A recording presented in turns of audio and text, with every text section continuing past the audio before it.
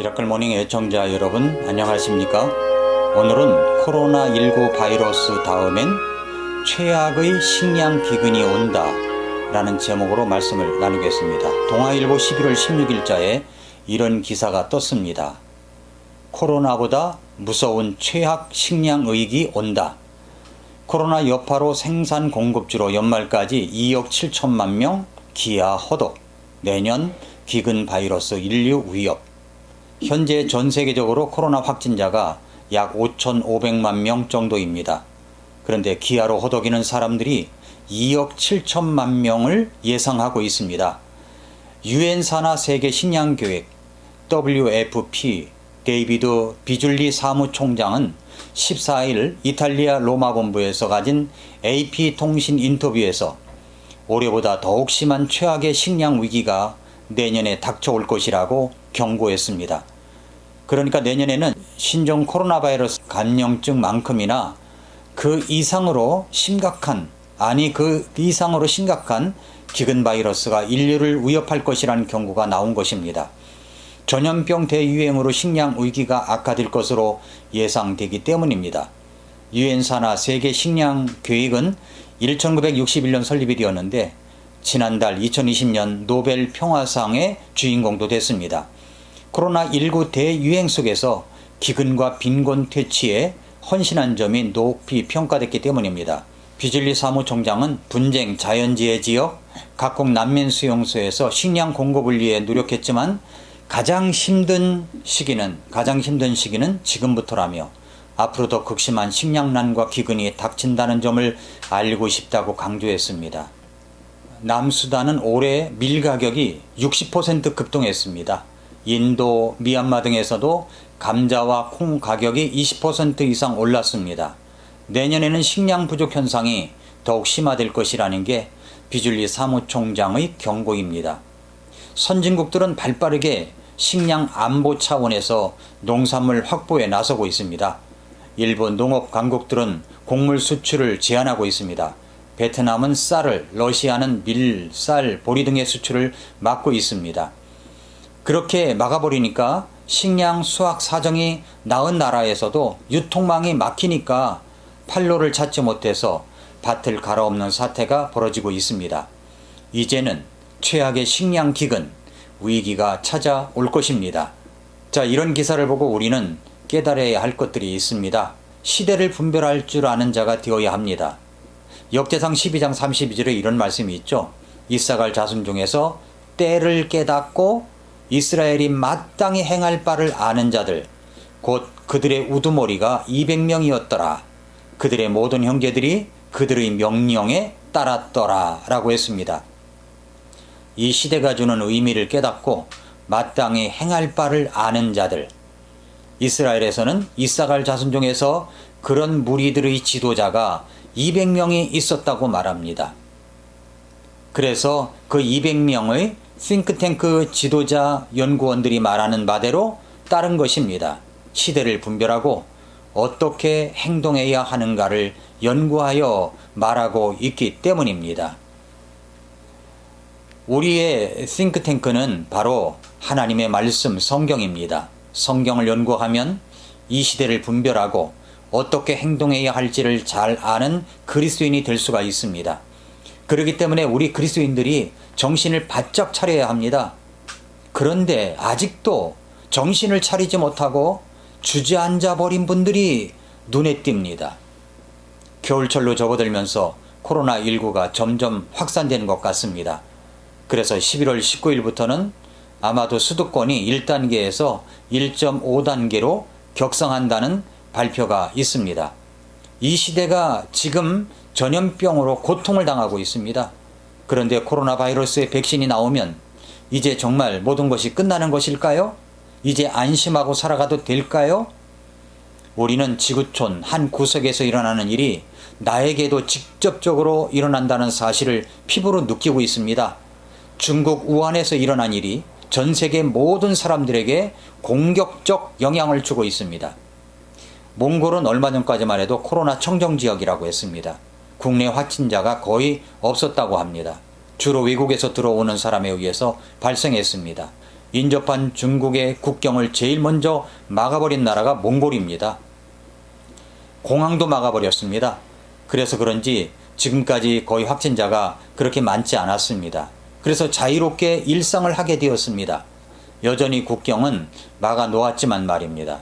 그런데 그 청정지역 몽골도 지난 주간에 확진자가 울란바토르시에서 20여 명이 나왔고 그들이 간접적으로 접촉한 자가 3,500명이 넘는다고 합니다. 그래서 5일 동안 식료품 가게 외에는 모든 것이 다 셧다운 되었습니다. 대중교통도 스톱이고요. 학교도 집회도 모두 모일 수가 없습니다. 모든 가게가 다 문을 닫은 것입니다. 이제는 전 세계에 코로나 바이러스가 없는 곳이 없을 정도입니다. 자, 중국의 우한 한 구석에서 일어난 일이 모든 세계 사람들에게 영향을 주고 있습니다. 지금까지 살아오면서 난리도 이런 난리가 없습니다. 지구촌 구석에서 일어나는 일, 조그마한 것 하나라도 전 세계에 영향을 미칠 수 있다는 것을 우리는 잊지 말아야 됩니다. 그리스도인들은 그래서 시대를 분별할 줄 아는 자가 되어야 합니다.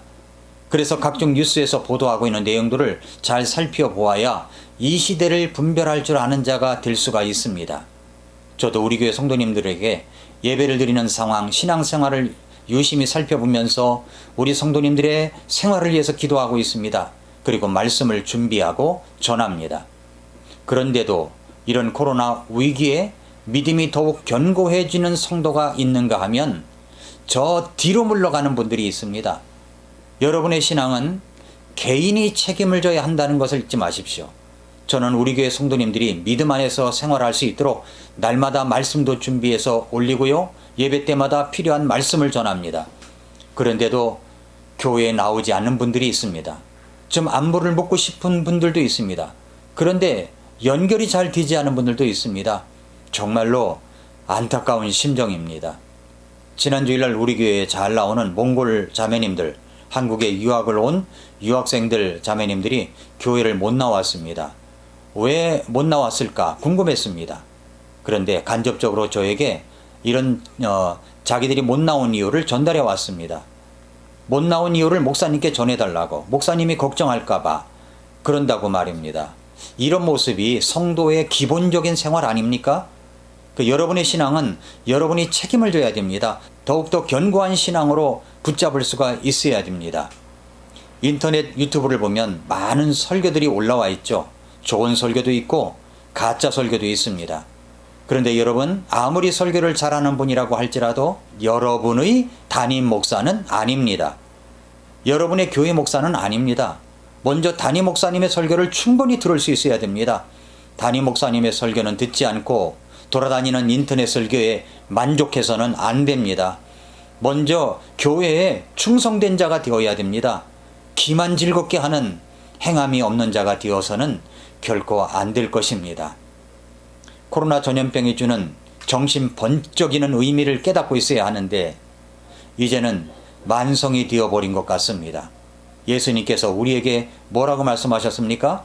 마태복음 24장 7절에 보면은 민족이 민족을, 왕국이 왕국을 대적하여 일어나고 곳곳에 기근과 역병과 지진이 있으리니 라고 했습니다.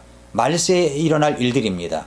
우리 주님이 오실 때쯤 곧 오신다는 사인으로 민족이 민족을, 왕국이 왕국을 대적하여 일어난다고 했습니다. 그리고 곳곳에 기근, 역병, 지진 일어난다고 말씀했습니다. 한번 왔다가 가버리는 역병이 아닙니다. 점점 더 이 세상에는 그 역병이 심하게 일어날 것입니다. 듣지도 보지도 못한 역병이 일어날 겁니다. 지금 우리는 그것을 겪고 있습니다. 그런데 또 기근이 일어난다고 합니다. 2억 7천만 명이 내년에 고통을 당할 것이라고 예상하고 있습니다. 여러분, 이것이 남의 일이 아닙니다. 지구촌 구석에서 일어나는 일은 나에게도 큰 영향을 줄 것입니다. 이런 때일수록 우리는 정신을 차리고 있어야 됩니다. 앞으로 이 지구상에서 일어날 경고를 무시하지 마십시오. 그러다가 또 역병, 기근, 지진이 일어난다고 말합니다. 말씀드렸죠? 지구촌 구석에서 일어나는 지진이라고 할지라도 그것이 나에게도 영향을 미칠 수 있다고요. 베드로후서 3장 10절부터 12절에 보면은 그러나 주의 날이 밤에 도둑같이 오리니 그날에는 하늘들이 큰 소리와 함께 사라지고 원소들이 뜨거운 열에 녹으며 땅과 그 안에 있는 일들도 불태워지더라. 그런즉 이 모든 것이 해체될진데 너희가 어떤 사람이 되어야 마땅하겠느냐. 모든 거룩한 행실 속에서 하나님을 따르는 가운데 하나님의 날이 오는 것을 기다리고 서두르라 말씀했습니다. 주님의 날, 심판의 날이 밤에 도둑같이 찾아올 것입니다. 그날에는 하늘들이, 우리가 보는 하늘들이 큰 소리와 함께 사라집니다. 원소들이 뜨거운 열에 녹습니다. 땅과 그 안에 있는 일들도 불태워질 것입니다. 이 모든 것이 해체될 날, 심판의 날이 올 것입니다. 그러므로 성경이 말씀하는 바는 이것입니다. 이 심판의 날이 다가오는데 너희가 어떤 사람이 되어야 마땅하겠느냐. 어떤 사람이 되어야 하겠습니까? 모든 거룩한 행실을 가져야 됩니다. 하나님을 따르는 자가 되어야 합니다. 하나님의 날이 오는 것을 기다리는 자가 되어야 합니다. 서둘러야 합니다. 아모스 8장 11절부터 13절에 보면은 주 하나님이 말하노라. 보라, 날들이 이르리니 내가 그 땅에 기근을 보내리라. 그것은 빵으로 인한 기근도 아니요 물로 인한 갈증도 아니며 오직 주의 말씀들을 듣는 것에 대한 기갈이니라. 그들이 바다에서 바다까지 북쪽에서 동쪽까지 떠돌아다니며 주의 말씀을 구하려고 이리저리 다름질하여도 그것을 얻지 못하리니 그날에 아름다운 처녀들과 청년들이 갈증으로 인하여 기진하리라.